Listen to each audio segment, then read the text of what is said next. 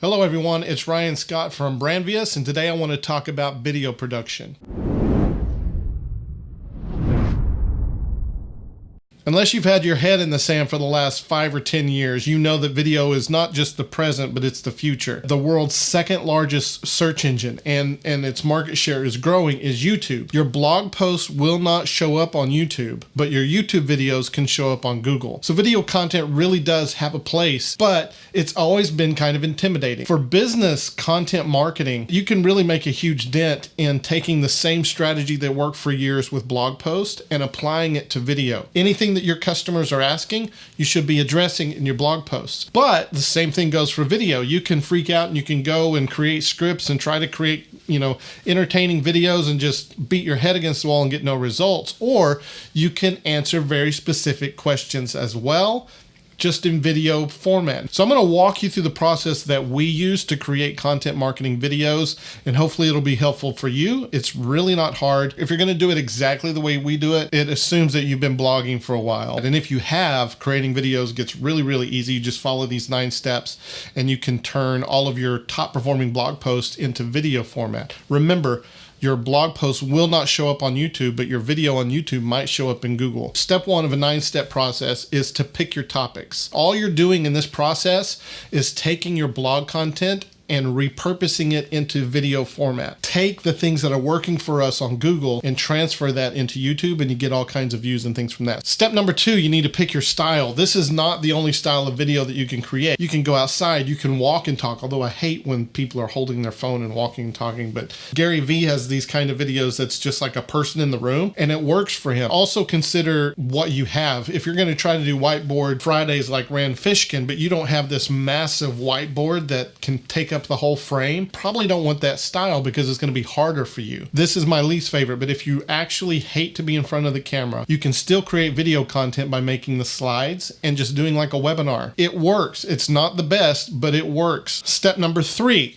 If you've already chosen the style of video, this kind of takes care of itself sometimes, but you need to pick your set. Even if you got the great bokeh like shallow depth of field effect, people are still going to look at your background. You need a background that has some depth, some space, but you also don't want it to be distracting. One of the things that I would not do, I've seen business influencers, I watched one on LinkedIn the other day, that are using like a green screen to put themselves in this like fancy office. This guy had even like taken the time to put his logo and name on like whiteboards and stuff throughout this room, but it was obviously fake. He's standing in front of a green screen. The angles are all off because it's just a photo of an office that he's put behind himself in post-production. Doesn't matter how much you invest, it just doesn't look good. So leave the CGI to Hollywood and bring people into the real world. Look up Marcus Sheridan on LinkedIn and you'll see that every single one of his videos, it's like he's sitting almost in his living room. The wall is not flat, it's at an angle, so there's depth behind him. Every video is in the same place. So pick your set where you can make videos in bulk and have them all kind of have this consistent feel. The 4th thing is to have good lighting. Please,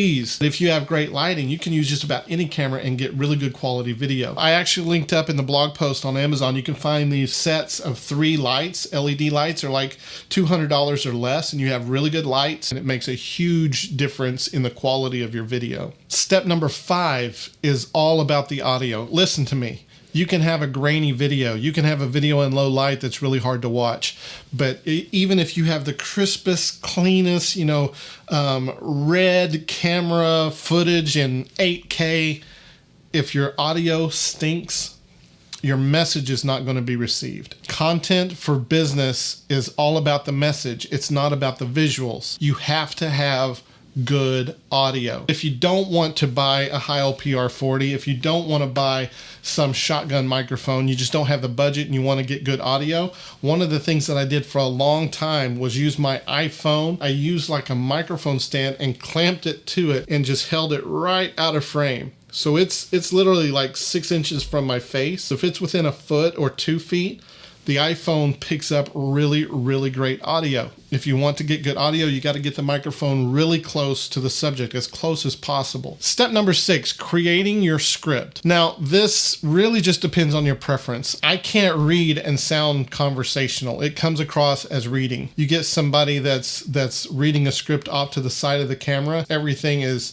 about reading this script that they're trying to communicate. They've got this concentration look on their face instead of communicating with you look, because they're reading and they're trying to process what they're reading and trying to get creative on making it sound like they're not reading, and it's just not natural. And if you're following this process, remember, we're taking blog posts and making a video version of the blog post. So you already have a script. You have to pick your style. If you absolutely have to read, do your best not to sound like you're reading, because reading is boring. If you can wing it with an outline, that's my favorite way to do it, because it just comes across more natural. Step number 7, shooting the video. There's a few things that I do when I set up to shoot. I have to make sure that I'm shooting for the edit that I want. I know that I'm jump cutting this video, therefore I can just set it up and talk. When I turn on the camera, I try to make sure I focus. My audio is working. The lighting is good. There's nothing crazy in my background. I would look up how to do ISO. I would look up how to do, exposure, right? Your aperture, and then also your white balance. You can look up on YouTube. If you go to the blog post that is associated with this by clicking the link, we got videos on there to show you how to do all those things. Step number 8, editing the video. Edit your story first. Edit your A-roll. I'm going to take this entire clip, I'm going to put it into Final Cut Pro, and then I'm going to go through and I'm going to cut everything that I can't use. Clean everything that's unusable off of my timeline. Then I want to go through and listen.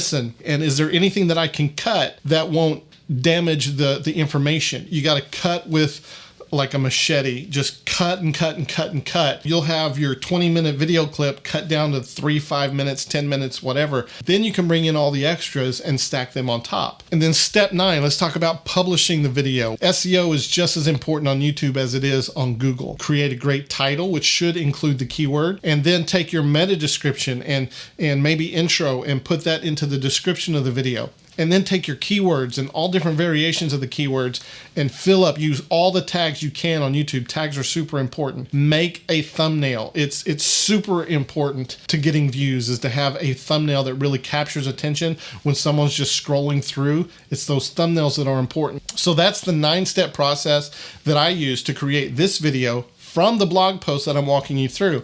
9-step process, intro, and conclusion. Right now, I'm talking about the conclusion, but I wanted to add a few extra kind of tips in. If you're just starting with video, these are things that I learned that really helped me. I'm going to rapid fire them at you because this might help. Tip number 1, if you're recording externally, if you're not recording into the camera, you're going to have a hard time in post syncing those things up. And so what I do is when I'm about to record, a step or a fence post section or whatever, before I start recording, I snap. What that's going to do, it's kind of just like the clipboard that they use on professional sets, the take one, snap. What that does is in the audio, it creates this big peak. And then in the audio in the camera, it creates a big peak. So when I put those into my editing software, I've got the video on this layer, the audio on this layer. All I have to do is line up those peaks to match. And then all of that audio is going to match. Then I can mute the audio from the camera and just have the good audio from my microphone. So that's tip number 1. Tip number 2, if you're shooting long, like this is one long single clip and I've been talking for like 30 minutes. If you're doing that and you're doing jump cuts and you're trying to chop it up, when you get a good take or you finish with a fence post section or something like that, cover the thing with your hand and then leave it away. And what that does is on your video timeline, you don't have to go, searching through to find the cut area.